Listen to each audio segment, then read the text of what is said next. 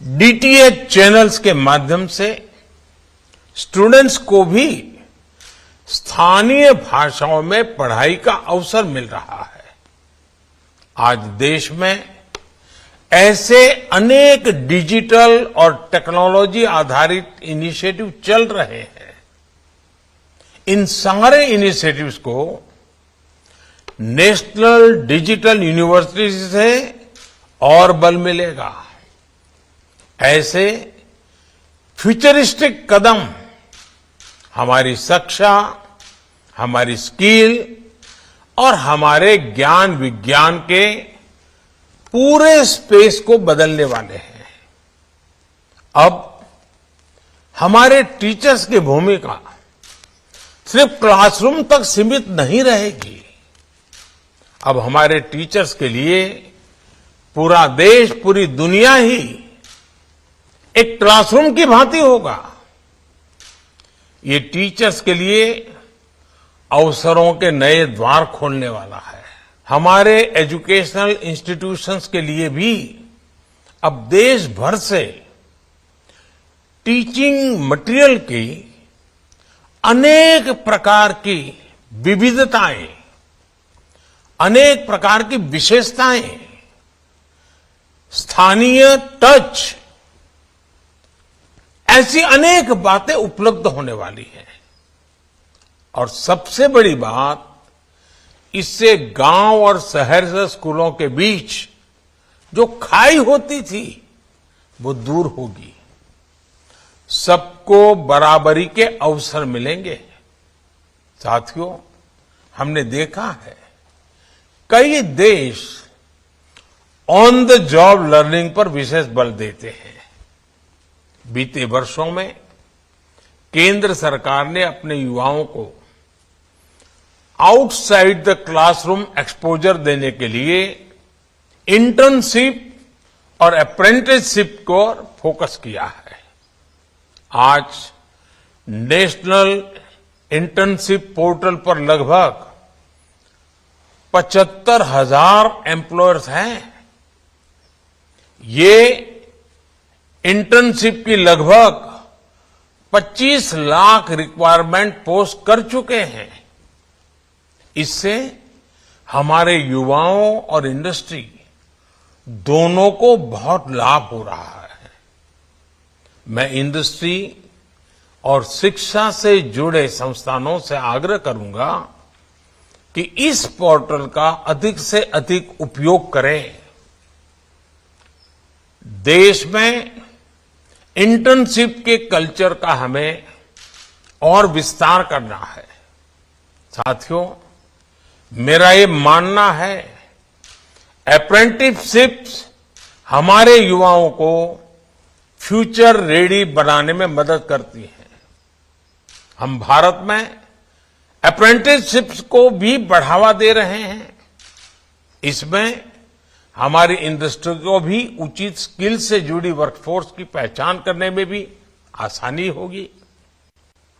इसलिए इस बजट में करीब 50 लाख युवाओं के लिए नेशनल अप्रेंटिसशिप प्रमोशन स्कीम के तहत स्टाइपेंड का प्रावधान किया गया है।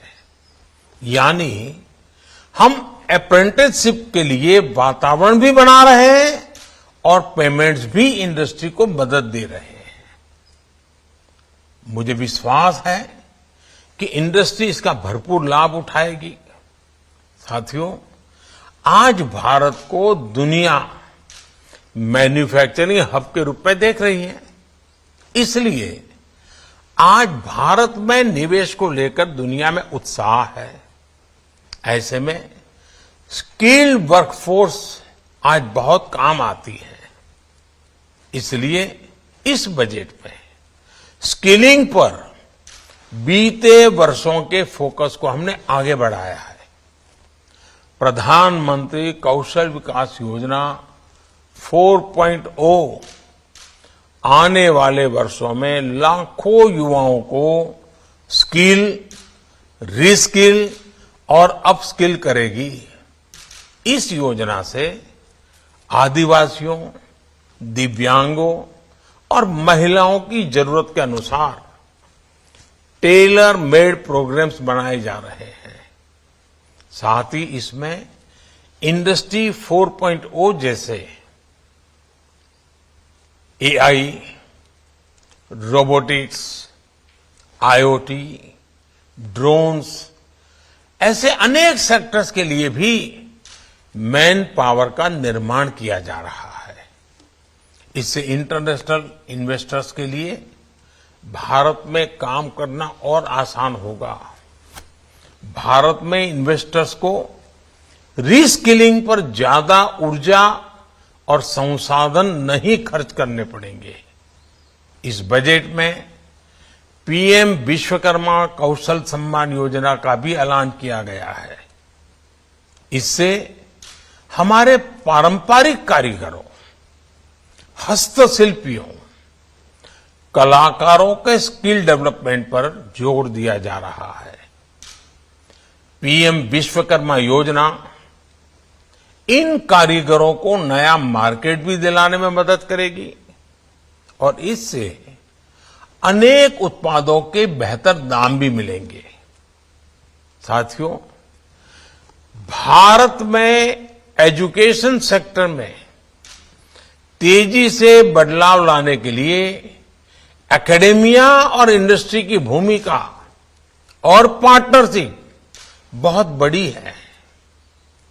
इससे मार्केट की जरूरत के हिसाब से रिसर्च संभव हो पाएगी और रिसर्च के लिए इंडस्ट्री से पर्याप्त फंडिंग भी मिलेगी। इस बजट में एआई के लिए जिन 3 सेंटर्स ऑफ एक्सीलेंस की बात की गई है, उनमें इंडस्ट्री एकेडेमिया पार्टनरशिप मजबूत होगी।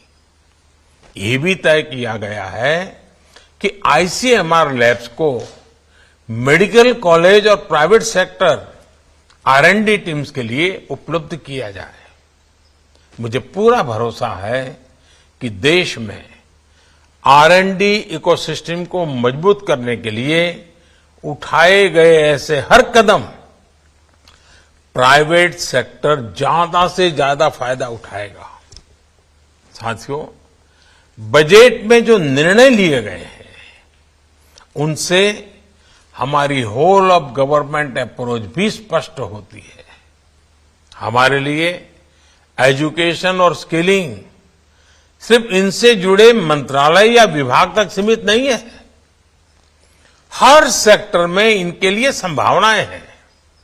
ये सेक्टर हमारी इकोनॉमी के बढ़ते साइज के साथ बढ़ते जा रहे हैं। मेरा स्किलिंग और एजुकेशन से जुड़े स्टेक होल्डर से आग्रह है कि अलग अलग सेक्टर्स में आ रही इन अपॉर्चुनिटीज को स्टडी करें।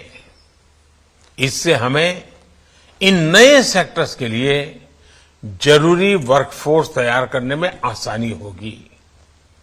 अब जैसे आप भारत के तेजी से बढ़ते सिविल एविएशन सेक्टर से जुड़ी खबरों को सुन रहे हैं, ये दिखाता है कि भारत की ट्रेवल और टूरिज्म इंडस्ट्री का कितना विस्तार हो रहा है। ये रोजगार के बहुत बड़े माध्यम है। इसलिए हमारे स्किलिंग सेंटर्स और एजुकेशनल इंस्टीट्यूशन को इसके लिए भी कैपेसिटीज तैयार करनी होगी।